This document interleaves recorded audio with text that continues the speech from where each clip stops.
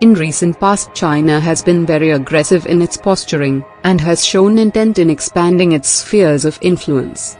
There has been several border incursions and standoffs. In this video, we have listed 5 weapons that India is deploying to meet the Chinese challenge. The weapons are listed in increasing order of impact. Number 5. India is buying 145 M777 guns at a cost of about $750 million from America's BAE Systems. The M777 howitzer, a towed 155mm artillery piece, is a successor to the M198 howitzer. It is manufactured by BAE Systems Global Combat Systems Division. Under Make in India initiative, the gun's assembly, integration and testing will be shifted to India. This is first major buy for the Mountain Strike Corps. Note that, the Mountain Strike Corps has been specially raised to defend India's border with China.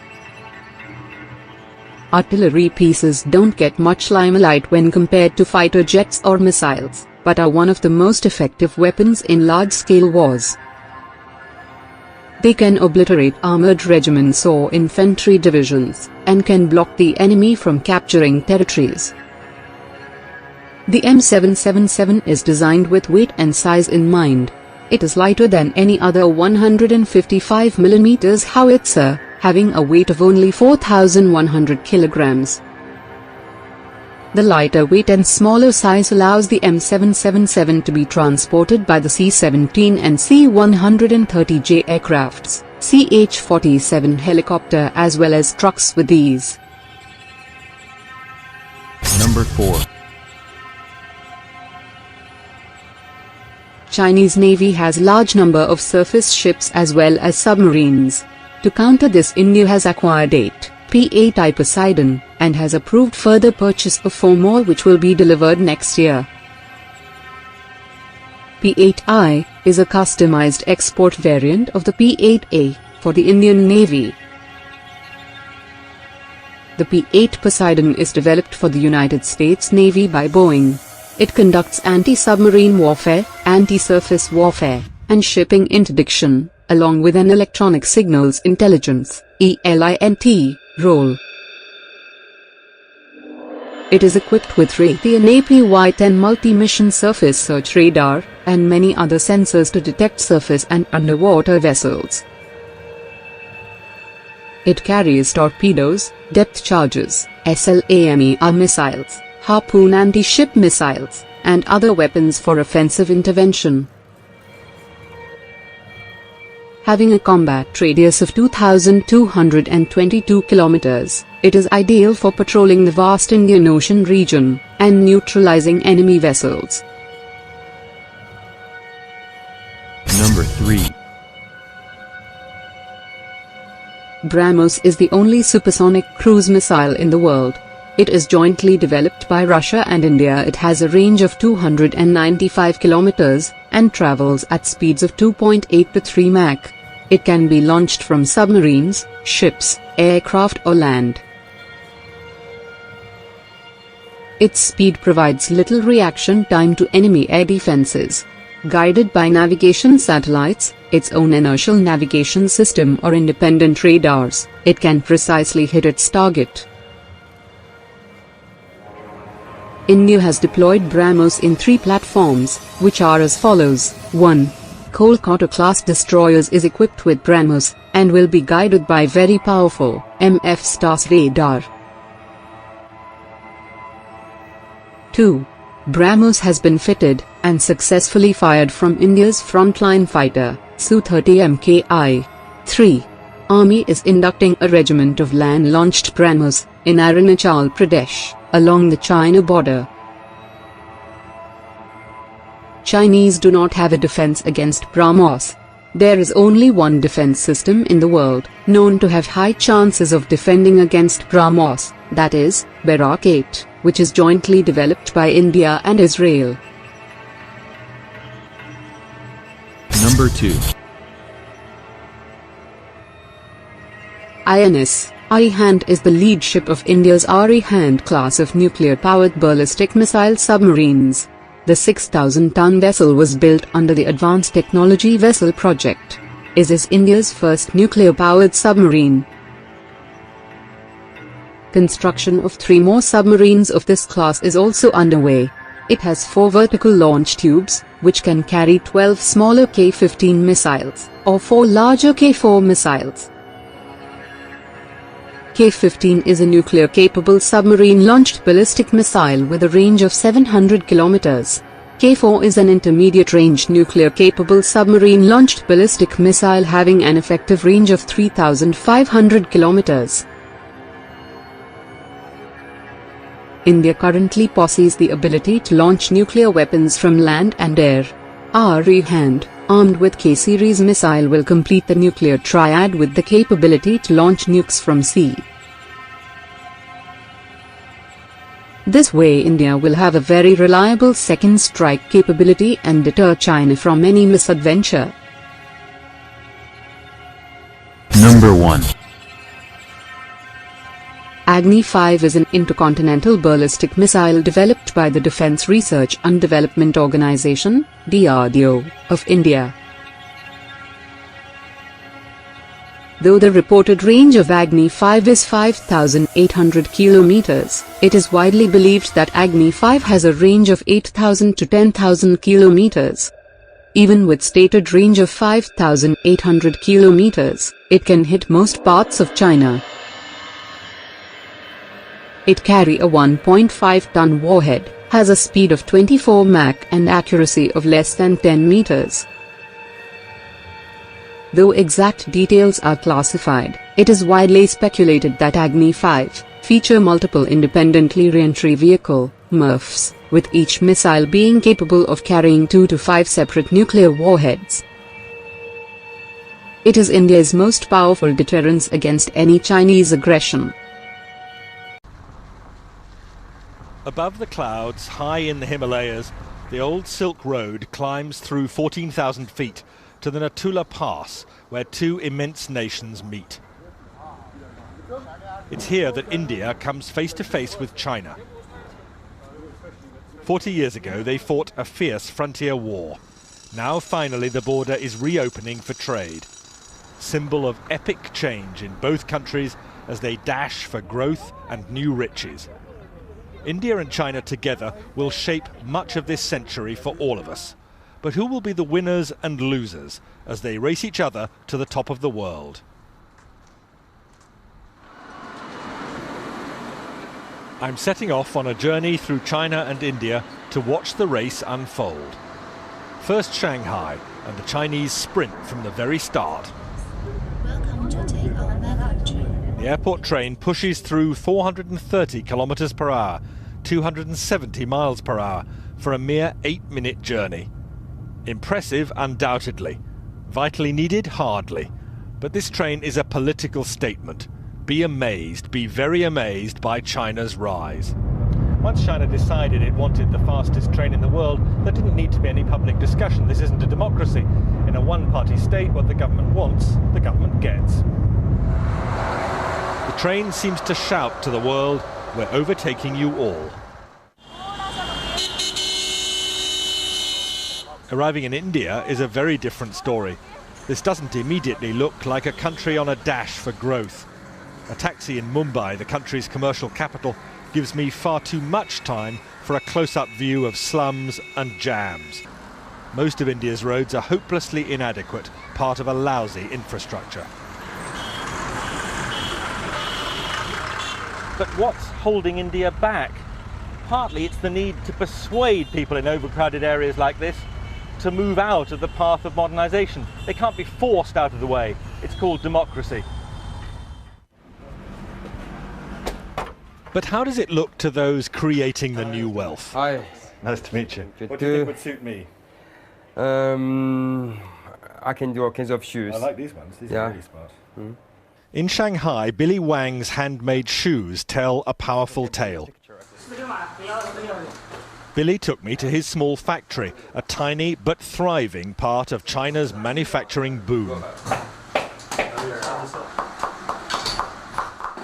His workers copy from photos their customers' favourite shoes.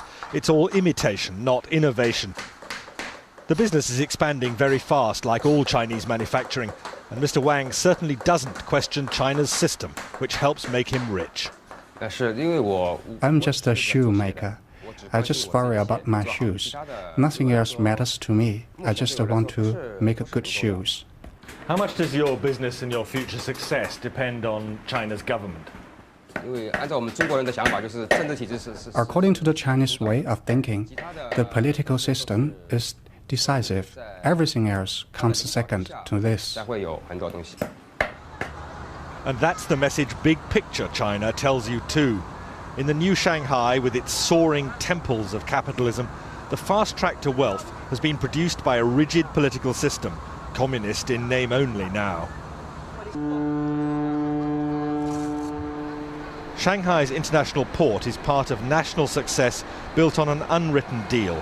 Business stays out of politics, especially when the political system delivers so much. The port director told me he's immensely proud of what's been achieved.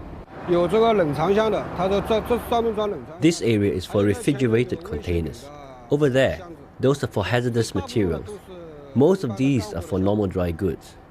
This whole port was built in 1990. Every year, we're growing by 25%.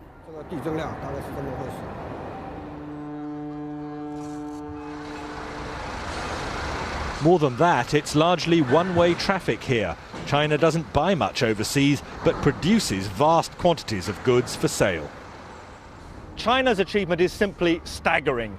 Single-minded, one-party government making clear decisions which mean that China dominates the export world. It's staggering to watch this. Containers coming on and off ships simultaneously, most of them coming into China empty, most of them going out crammed with Chinese exports. This isn't something that should worry just India, it worries economies across the world. A huge trade imbalance. Basically, we have a lot of construction going on right now just before the monsoons. But in India, young risk-takers are not dismayed by China's success. The story of Tarun Tadani in Mumbai is typical. All our designs are basically finalized. Tarun is a man in a hurry to share in India's consumer boom, happening now. Tarun, still only 22, cut short studies in America to create this fashion accessories business. And the emphasis here in his design room, unlike China, is on innovation, not imitation. Here is all our new production. Next door in the workshop, a small team churns out low-cost fashion accessories for eager buyers among India's spreading middle class. Tarun insists India's cheap labour, combined with superior design skills, make a winning formula. We never copy directly. We spend so much time, consistently trying to make new products, new designs, new things out there, finding new trends, just keep developing in new styles. So is this an exciting time to be doing business in India? It's an exciting time because you can see things happening, India is moving very fast, but it's like a boat. But if we can sail or we can even sink. I can't speak for the future, but I can definitely say it is definitely bright. It's a good path, and I think we are on the right track. And big picture India? Well, that stress on skills drives heavy industry too. Here at Mukand Steel, they can't compete with China's bulk bog standard production. Instead, they make only high-value specialist steels, meeting Europe's most exacting standards. I'll tell you, life does not get hotter than this. At the heart of a steelworks in India, midsummer, it's almost unbearable. But the Indians are justifiably proud of what they're doing here, not just competing with huge producers like China with a massive output of bulk commodity steel, but here making some of the world's finest high-grade steel, competing with anything that could be produced in other parts of the industrialized world. Most of this steel meets India's enormous demands, but also goes for export. This is an area of heavy industry where India sees opportunities for massive growth over the next 10 or 15 years, and where the Indians are convinced they have a huge edge over China. Outside, away from the intense heat, I hear some fighting talk from the marketing director. India can catch up and then overtake China. And I don't think China can sustain this kind of high growth rate here for next 3 to 5 years. Is India While going to India's growth rate for last year was 8.5% GDP, the current year has begun with 9.5% in first 2 months. And I think as we go along, we see acceleration of the growth rate as all the industry segments are.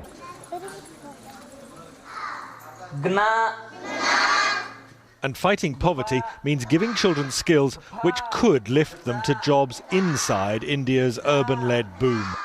An escape route from very low wages working the land. What would you spend it on? As it is, the headmaster sometimes despairs at the risk of perpetual poverty here. Because uneducated parents, they are not sending their children properly to the school. Absentees, their children absentees, they are at least continuously nearly 10 to 15 days they are absenting. By that way, will not understand lessons properly. But if they get better educated, will that give them a different chance in life than their parents? I mean, is the future for them better? Definitely, sir. Definitely. Now look at this. Still India, but the contrast could hardly be more extreme. This is the breath-catching campus in Bangalore of Infosys, India's own homegrown software giant, and a major contributor to India's explosive growth. We have a faculty of 180 people who are faculties in computer science. This is possibly the largest computer science faculty anywhere in the world. Mohandas Pai, Infosys director, is showing me a vision of India's future. And the biggest emphasis of all here, no question, it's on teaching. Taking the highest achievers among India's college leavers to even greater heights. They see no limits to the country's future or their own. I want to leave a mark. I'm looking at making a difference somewhere down the line. It's not like everything is already done. So there's so much that's yet to be discovered, there's yet to be tapped. So that way, there's a lot of scope to make a difference. Is this an... Number 5. Since 1970s, lot of progress have been made in SAM, surface-to-air missile, technology. SAMs play a very important role of anti-area/access denial. Any area defended by a modern SAM, like S-400, is very hard to penetrate, even by the most technologically advanced aircrafts. These systems are also economically more viable, as a missile costing $0.2 to $0.8 million can take out a $30 to $50 million plane.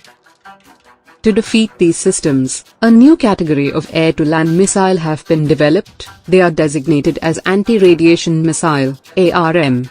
They are commonly carried by special aircrafts in seed role.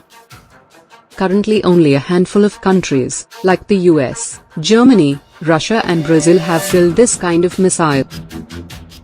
Number 4. All SAM need radars for targeting.